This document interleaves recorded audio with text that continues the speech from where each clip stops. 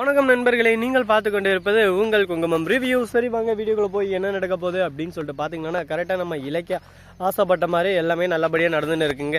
நம்ம கார்த்திக் இப்போதைக்கு ஒரு சுயநிலையில் இருக்காரு. கார்த்திக் எந்த பிரச்சனையும் இல்லை அப்படின்னு சொல்லிட்டு கடவுளை ப்ரே பண்ணி வந்து பார்க்குறாரு. அதுக்கு ஏற்ற மாதிரி எல்லாமே ஸ்மூமாக போயின்னு இருக்குன்னு சொல்லிட்டு உள்ளே போய் பார்க்குறாங்க. பார்த்த உடனே இவங்களுக்கே அதிர்ச்சி தர மாதிரி விஷயம் நிறையா நடந்துட்டு இருக்குங்க. என்னடான்னு சொல்லிட்டு பார்த்தீங்கன்னா, நம்ம கார்த்திக் உயிருக்கு போராடினு இருக்காரு. இதுக்கு மேலே கார்த்திக்கு சுயநினைவு வரலாம், வராமையும் போகலாம். இந்த மாதிரி நிறைய பிரச்சனை இருக்குது. ஆனால் உயிரை காப்பாற்றியாச்சு அப்படின்னு சொல்லிட்டு சொல்கிறாங்க. இதை கேட்டதும் ஒரு பக்கம் கதறி கதறி ஆடுறாங்க. நம்ம இலக்கியா என்னடா இது இப்படி ஆகிப்போச்சுன்னு சொல்லிட்டு.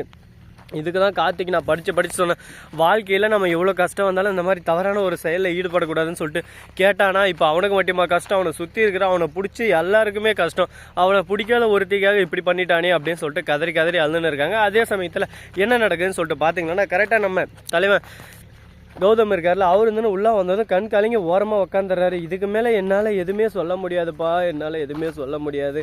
என் தம்பிக்கு இந்த மாதிரி நடந்ததை நான் ஏற்றுக்கவே மாட்டேன். அந்த அஞ்சலியை போய் நான் என்ன பண்ணுறேன்னு மட்டும் பாரு. உடனே நம்ம இலக்கிய அந்த அஞ்சலி இதில் என்ன பண்ணா, அஞ்சலி கிட்ட நம்ம போய் மட்டும் இப்போ என்ன ஆக போகுது, ஃபஸ்ட்டு நம்ம கார்த்தியை காப்பாற்றுற வழியை பார்ப்போம். கார்த்தி போயிட்டு அந்த இதில் டிப்ரெஷனில் என்ன பண்ணுறது ஏது பண்ணுறதுன்னு சரியாமல் குச்சிட்டாரு. இதுக்கு மேலே என்ன நடக்க போதோ அதை தான் நம்ம பார்த்தாகணும். அதை விட்டு அஞ்சலி கிட்ட போய் சண்டை போட்டு ஒன்றும் ஆக போகிறதில்ல அப்படின்னு சொல்லிட்டு பேசினிருக்கேன். எனக்கு தெரிஞ்சு ஒரு வேளை டைரக்டர் கார்த்திக் கதை இதோட முடிச்சிடலாம், அஞ்சலியும் இதோட தெரியாமல் முடிச்சிடலாம் அப்படின்னு சொல்லிட்டு பிளான் பண்ண வரோம்.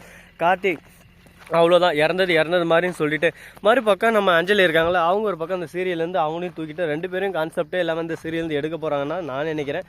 நீங்கள் என்ன நினைக்கிறீங்கன்னு தான் மறக்காமல் கமெண்ட் செக்ஷனில் சொல்லிவிடுங்க.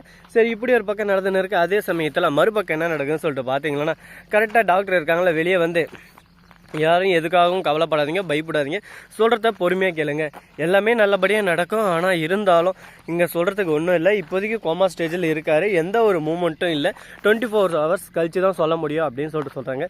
என்னடா அது, எந்த படமாக இருக்கட்டும் என்ன சீரியல், அதனால 24 ஹவர்ஸ்னால் அவ்வளோ இலக்காரமாக போச்சுடா உங்களுக்கு. எந்த நேரம் பார்த்தாலும் சரி 24 hours ஒரு நாள் அந்த என்ன ஆக போகுது ஏது போன்னு சொல்லிட்டு வலியை தாங்க முடியாமல் நம்ம உட்காந்து இருக்கிற வேதனை இருக்குது. அந்த வேதனை ஐயோ கடவுளே, அந்த வேதனையை வாயால் சொல்ல முடியாதுங்க. அந்த அளவுக்கு ஒரு பக்கம் நெஞ்சுக்கு உருக்கமாக இருக்கும். அப்படிப்பட்ட வேதனையை சாதாரணமாக சொல்கிறாங்க 24 hours.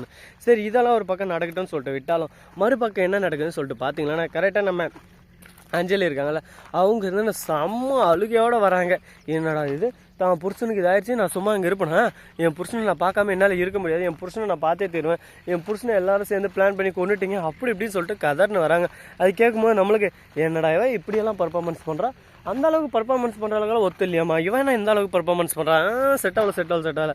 அஞ்சலே, உன் நாடகத்தால் வேறு எங்கேயும் வச்சுக்கோ, உன்னால தான் இப்போ கார்த்தி இந்த நிலமையில் இருக்கா, அதை ஃபஸ்ட்டு நீ தெரிஞ்சுக்கோ அப்படின்னு சொல்லிட்டு சொல்ல.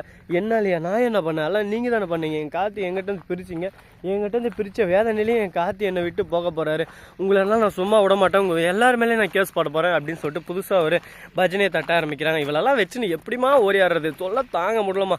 ஸோ நண்பர்களே, இந்த வீடியோ உங்களுக்கு பிடிச்சிருந்தா லைக் பண்ணுங்கள், கமெண்ட் பண்ணுங்கள், ஷேர் பண்ணுங்கள், டிண்டிங் பெல்லை தட்டி விட்டு போங்க. அப்போ தான் நான் போகிற அடுத்த வீடியோ உங்களுக்கு உடனுக்குடன் நோட்டிஃபிகேஷனில் வந்து கொண்டே இருக்கும். மிக்க நன்றி, தேங்க்ஸ் ஃபார் வாட்சிங், டாடா, see you, நன்றி, வணக்கம், வந்தனம், வருக தருக.